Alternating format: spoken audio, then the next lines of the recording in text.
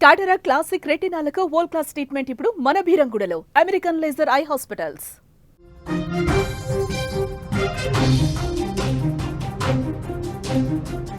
బంగాళాఖాతంలో ఏర్పడిన తీవ్ర వాయుగుండం ఉత్తర కోస్తాంధ్ర వైపు వేగంగా కదులుతుండటంతో రానున్నటువంటి 24 గంటలు అత్యంత కీలకంగా మారనున్నాయి.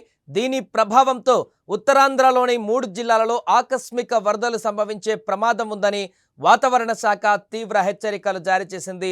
ప్రజలు అప్రమత్తంగా ఉండాలని కూడా అధికారులు సూచిస్తున్నారు. ఇప్పటికే ఒడిశాలోని గోపాల్పూర్ వద్ద తీవ్ర వాయుగుండం తీరం దాటినట్లు విశాఖ వాతావరణ కేంద్రం వెల్లడించింది. వాయువ్య దిశగా కదిలి బలహీనపడుతున్నట్లుగా పేర్కొంది.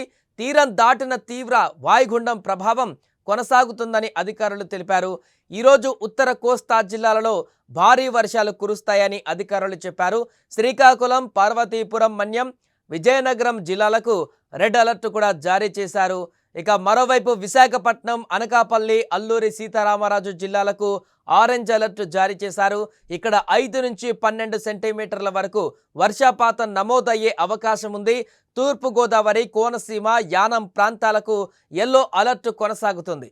తీరం వెంబడి గంటకు 50 నుంచి 70 కిలోమీటర్ల వేగంతో ప్రచండ గాలులు వీస్తాయని, సముద్రం అల్లకల్లోలంగా ఉంటుందని అధికారులు తెలిపారు.